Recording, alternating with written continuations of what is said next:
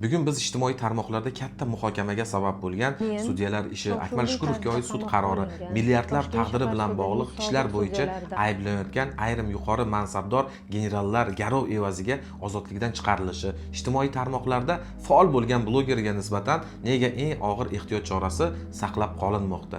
Bloger Sirojiddin Odilov ishi haqida gaplashamiz. Bu video kimnidir ayblash yoki oqlash maqsadida emas, maqsad aniq manbalarda e'lon qilingan ma'lumotlar asosida jamiyatni qiziqtirayotgan savollar o'rtaga tashlash va qonun ustuvorligi hamda adolat mezoni haqida fikr yuritish va tahlil qilishdir. Ijtimoiy tarmoqlarda tarqalgan ma'lumotlarga ko'ra, sudyalardan biri shunday mazmunda bayonot bermoqda. Men shov-shuvli tarzda qamoqqa olingan Toshkent shahar sudining sobiq sudyalaridan biri Turgunova Muhtarama Muhammadaliyevnaman. Internetda muhokamalarga sabab bo'lgan jabrlanuvchi Avakanga nisbatan tan jarohati yetkazganlik va boshqa holatlarda sudlanuvchi Shukurovga oid jinoyat ishini apellyatsiyada ko'rib, jabrlanuvchining da'vosi yo'qligi va ularning ozodlikdan mahrum qilish jazosini tayinlamaslik to'g'risidagi arizalarini inobatga olib, ozodlikni cheklash jazosini tayinladik va qamoqdan ozod qildik. Oqibatda dastlab lavozimdan ozod etildik. Keyinchalik 2026-yil 12-yanvar kuni qamoqqa olindik. Shukurovga oid jinoyat ishi apellyatsiyada ko'rilganda jabrlanuvchilarning da'vosi yo'qligi, ularni ozodlikdan mahrum qilmaslik haqida arizalari va zararni qoplagani va boshqa yengillashtiruvchi holatlar inobatga olingani, shu asosida sud ozodlikdan mahrum qilish jazosini ozodlikni cheklash jazosiga almashtirgani va sudlanuvchini qamoqdan ozod qilgani. Biroq bu qaror katta rezonans keltirib chiqarishga sabab bo'lgan. Keyinchalik Kunuz tahririyati tomonidan Qalovini topsa qor ham yonadi nomli maqolasi ortida O'zbekiston Respublikasi Bosh prokuraturasi pora olganlikda gumon qilib, barcha sudyalarning uyida tintuv harakatlari o'tkazdi. Biroq biron bir moddiy qimmatlik yoki pul birligi topilmadi. Sudyalarga nisbatan xizmat tekshiruvlari, lavozimdan ozod etish va jinoiy ta'qib bilan bog'liq holatlar yuzaga kelgani haqida xabarlar tarqaldi.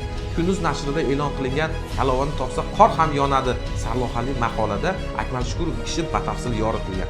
Maqolaga ko'ra, birinchi instansiya sudi unga juda ko'p miqdorda firibgarlik, bezorilik oqibatida qasddan badaniga og'ir shikast yetkazish jinoyatlar bo'yicha uzil-kesil 8 yil 1 oy ozodlikdan mahrum qilish jazosi tayinlangan. Firibgarlik bo'yicha axloq tuzatish ishlari, bezorilik bo'yicha ozodlikdan cheklash, og'ir tan jarohati bo'yicha esa Jinoyat kodeksining 57-moddasini qo'llagan holda 4 yil ozodlikni cheklash jazosi tayinlangan. Natijada sudlanuvchi sud zalidan ozod qilingan. Eng katta bahsli masala ham bu yerda. Asosiy huquqiy savol shundan iboratki, Jinoyat kodeksining 104-moddasi 2-qismi Y bandi sanksiyasidan nima nazarda tutilgan? Modda matniga ko'ra, bezorilik oqibatida qasddan badaniga og'ir shikast yetkazish uchun 5 yil 8 yilgacha ozodlikdan mahrum qilish jazosi belgilangan. Ya'ni sanksiyani o'zida ozodlikni cheklash jazosi nazarda tutilmagan. Shu bois Kunuz maqolasida aynan shu nuqta bahsli ekani ta'kidlangan. E'tiborlisi shundaki, 2025-yil 24-noyabrdagi Prezidentimizning 227-sonli farmoniga ko'ra, Bosh prokuratura, Oliy sud raisi, Kengash raisiga 3 oylik muddatda Jinoyat kodeksining 231-moddasida nazarda tutilgan javobgarlik, ya'ni adolatsiz hukm, ajrim, hal qiluv qaror qabul qilganligi uchun javobgarlikni belgilovchi qonunchilik normasiga sud mustaqilligini belgilovchi xalqaro standartlar asosida qayta ko'rib chiqish topshirig'i berilgan. Tergov organi tomonidan esa bizga Shukurovga oid jinoyat ishini qonuniy adolatli ko'rib chiqqan bo'lsak-da, Jinoyat kodeksining 231-moddasi bilan ayb e'lon qilgan. Hayotiy paradoksga e'tibor qaratamiz.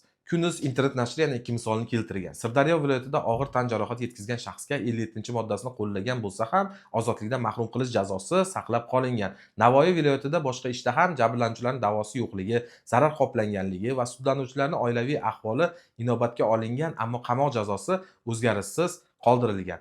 Shuning uchun jamoatchilikda nega bir xil holatlarda turli yondashuv qo'llanilmoqda degan savol paydo bo'lmoqda. O'zbekiston Respublikasi Konstitutsiyasiga ko'ra sud hokimiyati davlat hokimiyatining mustaqil tarmog'i hisoblanadi.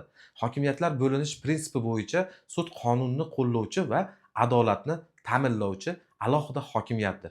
Shu nuqtai nazarda yana bir savol tug'iladi. Agar sudya qonunni o'z ichki ishonchi asosida qo'llagan bo'lsa, keyinchalik yuqori instansiya uni qarorini bekor qilganini o'zi jinoiy javobgarlik uchun asos bo'la oladimi? Bu savol ayniqsa 2025-yil 24-noyabrdagi prezidentning 227-sonli farmon fonida yanada dolzarb ko'rinmoqda. Unda Jinoyat kodeksining adolatsiz hukm chiqarish uchun javobgarlikni belgilovchi normalarni xalqaro standartlar asosida qayta ko'rib chiqish topshirig'i qayd etilgan. Endi boshqa bir ochiq manbada yoritilgan holatga e'tibor qarataylik. Sobiq ichki ishlar vaziri o'rinbosari Bekmurod Abdullayevga nisbatan juda katta miqdorda budjet mablag'larini talon-taroj qilish bilan bog'liq jinoyat ishi qo'zg'atilgani haqida xabar berilgan. Ochiq ma'lumotlarga ko'ra, yetkazilgan zarar summasi 200 milliard so'mdan ortiq deb baholangan. Bu dastlab qamoqqa olingan, keyinchalik zarar qoplangandan so'ng ehtiyot chorasi garovga almashtirilgan. Bu holat ham jamoatchilikda turli munosabatlarga sabab bo'ldi. Shu o'rinda bloger Sirojiddin Odilov ishi atrofidagi muhokamalarga o'tamiz. Ijtimoiy faollar va ayrim advokatlar tomonidan uni aybi hali sudda to'liq isbotlanmagani, ish ochiq muhokamada ko'rilishi mumkinligi haqida fikrlar bildirilmoqda.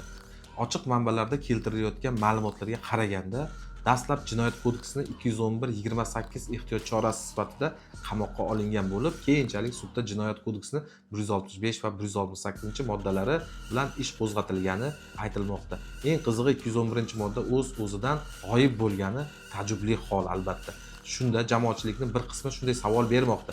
Nega ba'zi yuqori lavozimli shaxslarga nisbatan qamoq ehtiyot chorasi yumshatilishi mumkin-u, nega ayrim og'ir oqibatli ishlar bo'yicha ozodlikni cheklash jazosi qo'llanishi mumkin? Oddiy fuqarolar yoki blogerlarga nisbatan nega bunday yengilroq chora qo'llanilmayapti?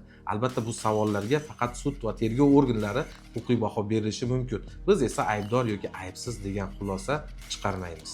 Shaxsan meni fikrimcha, jamiyatda adolatga bo'lgan ishonchni saqlab qolish uchun qonun barchaga bir xil qo'llanilishi kerak. Mansabidan, boyligidan, tanish-bilishidan yoki ijtimoiy maqomidan qat'iy nazar har bir insonga nisbatan bir xil huquqiy mezon amal qilinishi juda muhim. Sirojiddin Odilov davlatga, xalqqa yoki konstitutsiyaviy tuzumga qarshi harakat qilmagan qabih ishga qo'l urmaydi deb bilamiz. Bugungi videoda biz Akmal Shukurov ishidagi bahsli huquqiy nuqtalarni, jumladan 104-moddasi sanksiyasi atrofidagi muhokamalarni, sud mustaqilligi masalasini, generallar ishi bo'yicha ochiq manbalardagi ma'lumotlarni, Sirojiddin Odilov ishi yuzasidan jamoatchilikdagi tug'ilayotgan savollarni ko'rib chiqdik.